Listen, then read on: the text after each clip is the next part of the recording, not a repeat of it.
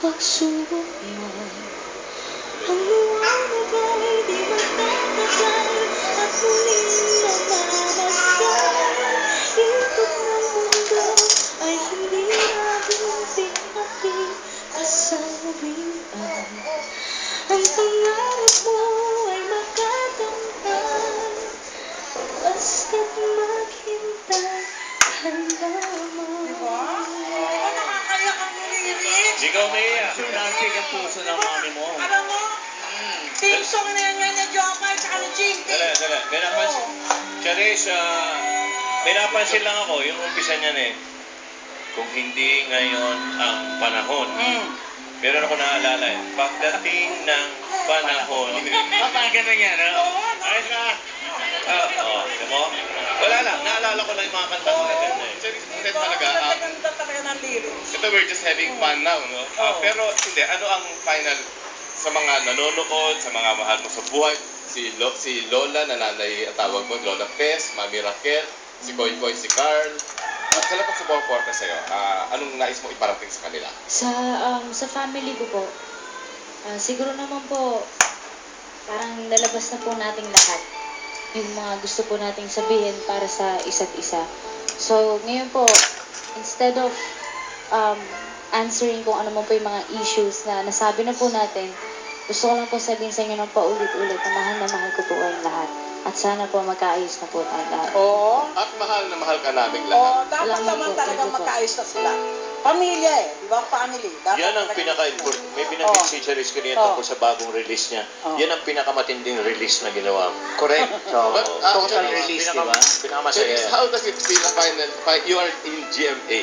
Di ba? Ang sarap pumasok, di ba?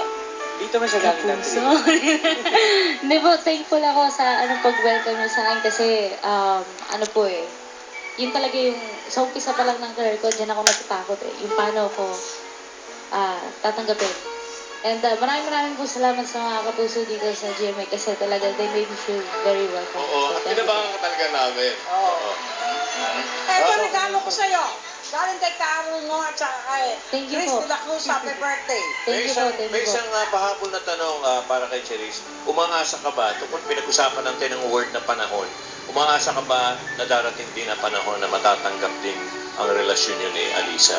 Ng mami. Q, Ng Q. pamilya. Imano.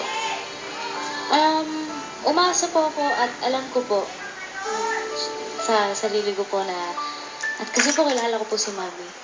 And alam ko po na eventually, matatanggap niya po ako at kaming dalawa. Tsaka Mami Raquel, madadagdagan pa nga yung pamilya niyo. Magkakaroon sila ng anak? Madadagdagan ka ng isang nagmamahal sa kanila. Akala ko magkakaroon sila ng anak. Ha? Magiging tatlo na anak ni Raquel. Okay. Okay. Magdadagdagan ng babae, di ba? Okay. Ito, yung mga gustong kiligin dyan. Charis, isang mensahe lang para kay Alisa Quejan. Mula sa'yo. Ngayon. Ale, Ale ang tawag mo? Ale. gusto ko lang actually, syempre, kahit na sinasabi niya sa akin, okay lang siya, okay lang yung kapag nababasa niya mga negative comments, gusto ko pa rin mag-sorry kasi alam kong mahirap. Mahirap. Pero nagpapasalamat ako dahil kung kinakaya ko, mas kinakaya mo. Kung kinakaya ko, mas kinakaya mo. At sobrang blessed ako na I have you in my life. I love you and I love you for who you are and you'll always be here. Wow. Pare, lalaking lalaki ha?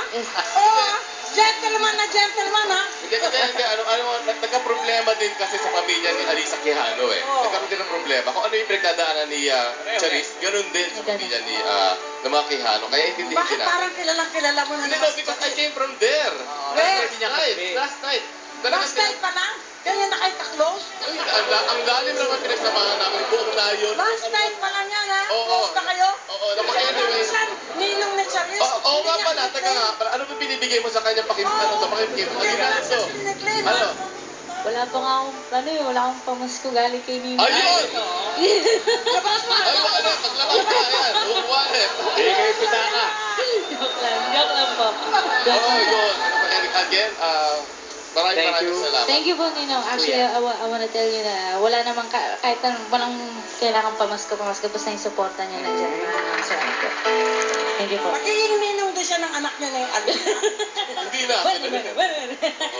Opo. Anyway, naku, mamaya maglalaro ka pala. Teka Ayun, muna. Celebrity Vlog. Teka Oo. muna po, gusto ko muna magpasalamat doon sa mga taga Globe sa sa Hindi ka Quezon umiyak Art. ha. Sabi mo Oo. kanina, iiyak ka doon sa kanta. Naiiyak nga ako, mami, iyak uli ako. At happy birthday kay Arlie Joy Tolentino, anak ni Arlie.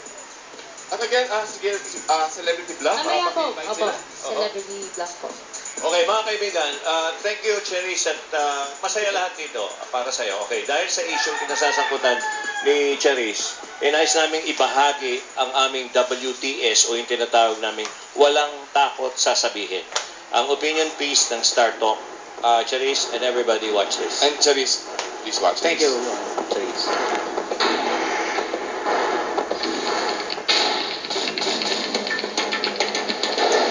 Walang takot sasabihin ng Star Talk. Ano ba ang tunay na batayan upang masukat ang halaga ng isang performer? Masusukat ba ang kanyang pagkatao sa mga isyong pinagkaguluhan at agatin namang nalimutan? Kapag nalimutan ang mga issue, tanging ang mga awit na lang ang mananatili. In the end, it is an artist's body of work that will and should be the only measure for public judgment. Go Churches, you have proudly told the world who you are. There will be more issues to settle, more problems to hurdle. Walang takot sa sabihin ng Star Talk. What is truly important is your art. Go girl and sing your heart out.